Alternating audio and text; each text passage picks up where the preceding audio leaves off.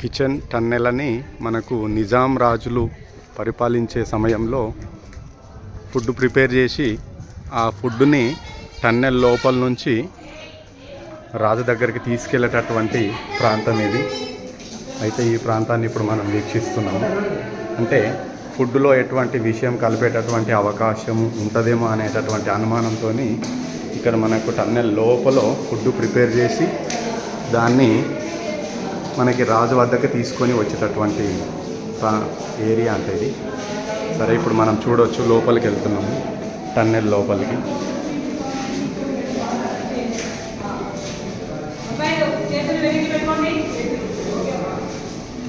అయితే ఇక్కడ మనకి సైడ్లకి చూడొచ్చు సిటీది మార్నింగ్ ఆఫ్ తెలంగాణ. అంటే తెలంగాణ గ్రామాలలో ఉండేటటువంటి ఏరియా మొత్తం కూడా మనకు ఇక్కడ పెయింటింగ్లో చూపించడం జరుగుతుంది. చాలా చక్కని పెయింటింగ్స్ వేయడం జరిగింది. అయితే సాయి కిరణ్ అనేటటువంటి ఆర్కిటెక్ట్ చాలా చక్కగా ఉంది.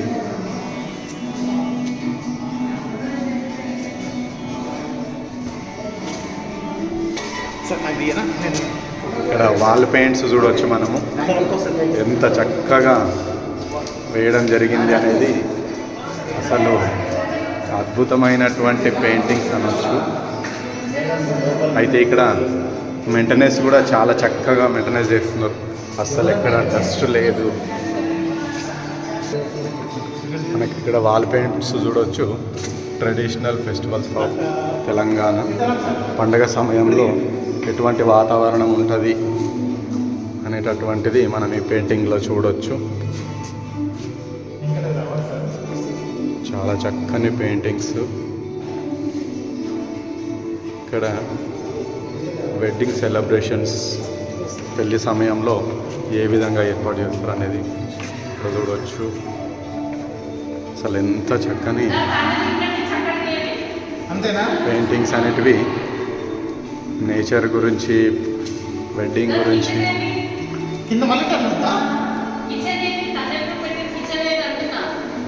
చూడవచ్చు మనము మన విలేజ్లలో ఉండేటటువంటి వాటన్నిటిని కూడా మనకు ఇక్కడ పెయింటింగ్లోనే చూపించడం జరుగుతుంది. ఇక్కడ మన పీటీ మేడం హేమలత మేడం గారు కూడా చూడవచ్చు.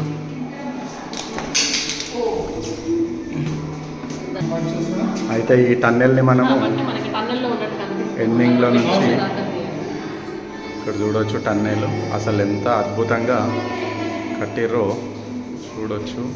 మళ్ళీ చాలా నీట్గా ఉంది. మెయింటెనెన్స్ మాత్రం చాలా చక్కగా ఉంది. ఓకే, పైకి వెళ్దాం.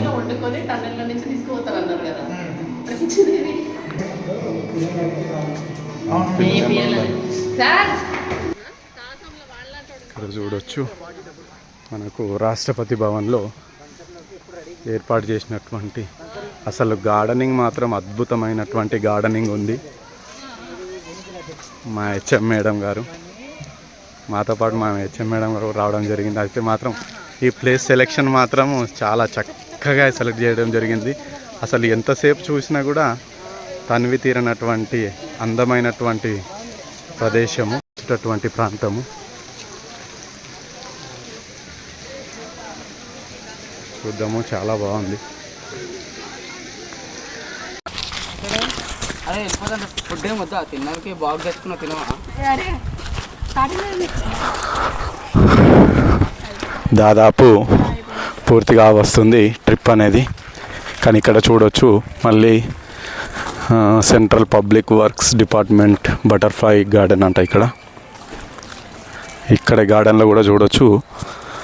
ఇక్కడ మనం చూసేటటువంటి దాంట్లో ఇది మాత్రము చాలా వెరైటీగా ఉంది. Flowers orange colour, red colour, pink colour, అసలు చాలా బాగుంది గార్డెన్ మాత్రం. చూడవచ్చు మెయింటెనెన్స్ మాత్రం చాలా బాగుంది. చాలా పచ్చగా ఉంది, చాలా గ్రీనరీ. ఆపేసి ఇక్కడ ఆపు. ఇక్కడ మనం చూడవచ్చు నక్షత్ర గార్డెన్ అండ్ టెంపుల్. అయితే లోపలికి వెళ్తే ఎలా ఉంటుంది అనేది చూద్దాం. ఇక్కడ డ్రింకింగ్ వాటర్ కూడా ఉంది. అయితే ఇక్కడ గార్డెన్ చాలా బాగుంటుందని మనకు ఇక్కడ ఉన్నటువంటి స్టాఫ్ వాళ్ళు కూడా చెప్పడం జరిగింది. చూద్దాం. కానీ చాలా బాగుంది ఇక్కడ. సార్ వాళ్ళు చెప్పినట్టే కూర్చోవడానికి కొంచెం సేపు రిలాక్స్ కావడానికి మాత్రము చాలా బాగుంది ఈ ఏరియా. చూద్దాం ఇంకెక్కడ ఎలా ఉంది లొకేషన్ అనేది. ఇక్కడ సైడ్కి చూపించవచ్చు. ఇక్కడ మనకి టెంపుల్ ఉందని చెప్పడం జరిగింది. ఇక్కడ టెంపుల్ చూడవచ్చు. అలాగే ఇక్కడ మనకి ఇంకేముంది, శ్రీ దుర్గా భవానీ టెంపుల్ రాష్ట్రపతి నిలయంలో ఉంది. ఇక్కడ కూడా మనకు బావి ఉంది. ఈ బావి దగ్గరికి వెళ్ళే అవకాశము లేనట్టుంది. చూద్దాం ఇక్కడ ఏం బావి ఉంది అనేది. ఇది దీనికి ఏమో నేమ్ అంటారు. అంటే ఇక్కడ మనకి పవర్తో రన్ అవుతుంది అనుకుంటా. ఇది వాటర్ వస్తూ ఉంటాయి. అంటే మోట బావి, చిన్న బావి కాకుండా ఇది బొక్కెనలతోనే వాటర్ వస్తూ ఉంటాయి పైకి. చూద్దాము. ఇది పురాతన కాలంలో వ్యవసాయం చేయడానికి ఉపయోగించినటువంటి బావి.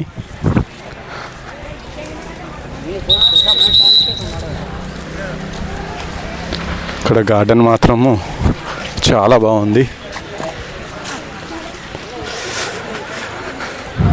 వాళ్ళందరినీ కవర్ చేసి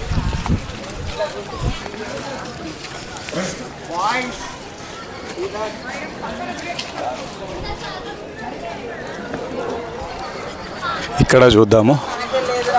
మనకి ఇక్కడ చాలా బాగా ఏర్పాటు చేయడం జరిగింది. ఇది మనకి ఎలా ఉంది అని అంటే క్యూబ్ లాగా అసలు రౌండ్గా చాలా చక్కగా రెడీ చేయడం జరిగింది.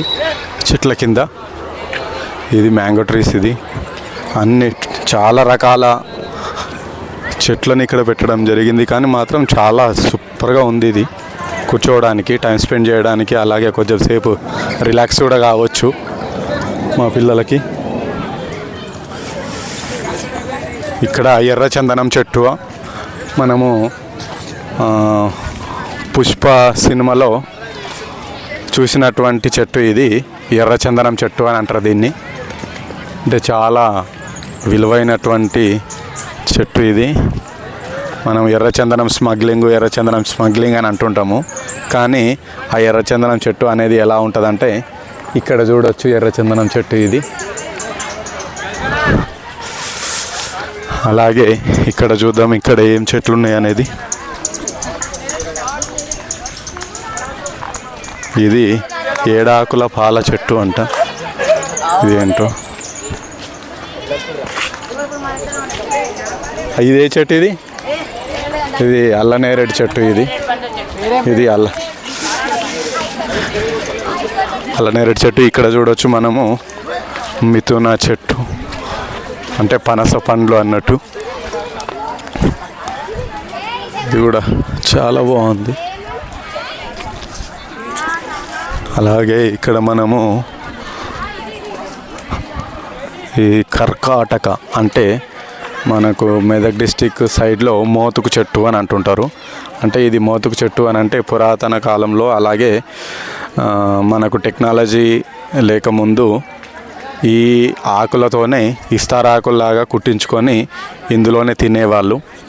అంటే మనకి ఇప్పుడంటే ప్లాస్టిక్ ప్లేట్స్, పేపర్ ప్లేట్స్ అనేది రావడం జరిగింది. కానీ దీనికంటే ముందు ఈ చెట్టు యొక్క ఆకులతోనే ఇస్తారాకుల్లాగా చేసి తినేటటువంటి వాళ్ళు. ఈ పక్కన కూడా సేమ్ అటువంటి చెట్టే. ఇక్కడ మనం చూడవచ్చు రేగిపళ్ళ చెట్టు అని అంటే మనకు అందరికి తెలిసిందే. కానీ దీనిది ఇసుక రాశి అంట. అంటే రేగడి పండ్ల చెట్టు ఇది. ఇక్కడ చూడవచ్చు మనకు. ఇక్కడ మనకు చూడవచ్చు ఇది మర్రి చెట్టు అని అంటారు. అయితే ఈ మర్రి చెట్టు అనేటటువంటిది దీని యొక్క చరిత్ర. అయితే ఈ చెట్టు మనకి మహబూబ్ నగర్ డిస్టిక్లో పిల్లల మర్రి అనేటటువంటి చెట్టు ఉంటుంది. అది 2-3 ఎకరాలలో ఉంటుంది. కాబట్టి అది చాలా పెద్ద చెట్టు. మన ఏసియాలోనే చాలా పెద్దదైనటువంటి చెట్టు అది. అయితే మహబూబ్నగర్ వెళ్ళినప్పుడు ఆ టూర్ వెళ్ళినప్పుడు అది కూడా వీక్షించవచ్చు. సేమ్ అలాగే ఉంటుంది. ఎందుకంటే ఇది దీని యొక్క అసలైన కాండం మాత్రం మిడిల్లో ఉంటుంది. దాని యొక్క ఏర్ల వల్లనే ఇది మళ్ళీ చెట్టులాగా మొలుస్తుంది. కాబట్టి అంటే ఏర్లే మళ్ళీ చెట్టులాగా కావడం వల్ల చెట్టు అనేది చాలా పెద్దగా అవుతుంది. ఇది ఇంకా మిగతా చెట్లను కూడా చూడవచ్చు. కొంచెం ఆనే ఉందాం. ఇక్కడ మనకు పురాతన కాలంలో పుట్టినటువంటి పెద్ద చింత చెట్టు చూడవచ్చు. అంటే ఇప్పుడు మనకు చాలా విలేజ్లలో పెద్ద పెద్ద చింత చెట్లు అనేటివి లేవు. వ్యవసాయము టెక్నాలజీ పెరగడము వల్ల చెట్లను కొన్ని నరికేయడం కూడా జరిగింది. ఇక్కడ కనిపించేది ఓకే చింత చెట్టు. దేనికి ఇక్కడ కూడా చూడవచ్చు పెద్ద చింత చెట్టు. ఇక్కడ ఏ చెట్టు ఉంది? ములయనామ చెట్టు, నలల రోజనము.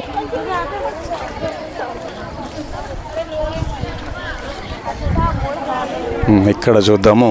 ఇక్కడ మనకు కనిపించేది మనం ఇప్పుడు ఎన్నో షాంపులు యూజ్ చేస్తుంటాము.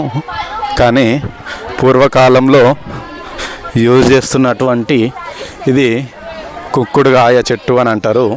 అంటే ఇది పూర్వకాలంలో సబ్బులాగా యూజ్ చేసేవాళ్ళు. ఇప్పటికి కూడా కొందరు ఇవి ఎండబెట్టి వాటిని కొంచెం వాటర్లో వేసినట్లయితే దీనికి బాగా సబ్బుకు వచ్చినటువంటి బురుగులాగా వస్తుంటుంది.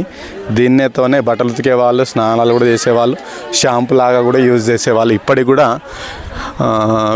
కొన్ని విలేజ్లలో దీన్ని యూజ్ చేస్తూనే ఉన్నారు. అంటే ఇప్పుడు టెక్నాలజీ పెరగడం వల్ల దీని వాడకం అనేది తగ్గిపోయింది. కానీ ఇది చాలా న్యాచురల్గా యూజ్ చేసేటటువంటిది. కుంకుడుగాయ అని అంటారు దీన్ని. ఓకే చూద్దాం. ఆఫ్ చేయి.